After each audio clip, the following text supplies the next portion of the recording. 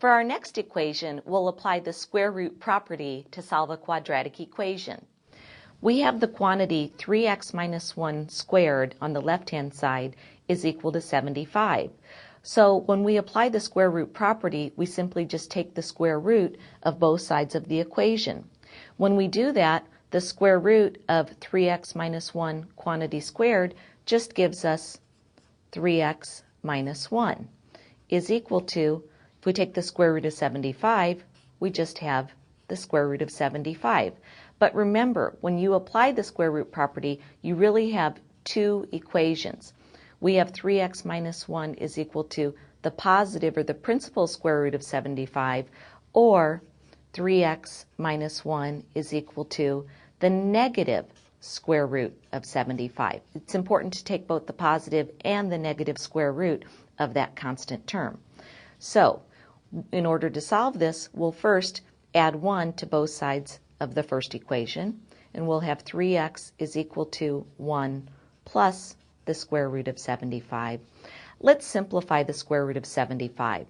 Since 75 is really 25 times 3, we can rewrite this as 3x is equal to 1 plus the square root of 25 times 3.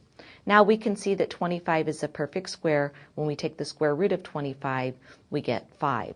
So this is really 3x is equal to 1 plus 5 times the square root of 3. And we'll divide both sides of this equation by 3.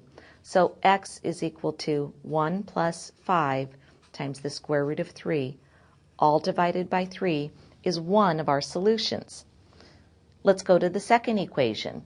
We'll add 1 to both sides, and we have 3x is equal to 1 minus the square root of 75. Since we just simplified the square root of 75, we know this becomes 3x equals 1 minus 5 times the square root of 3, since 75 was just 25 times 3. And then we'll divide both sides of this equation by 3, and we'll end up with x equals 1 minus 5 times the square root of 3 over 3.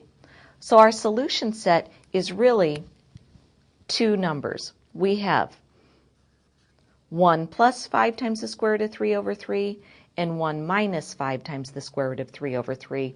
And we can write that in the compact form as 1 plus or minus 5 times the square root of 3 all over 3.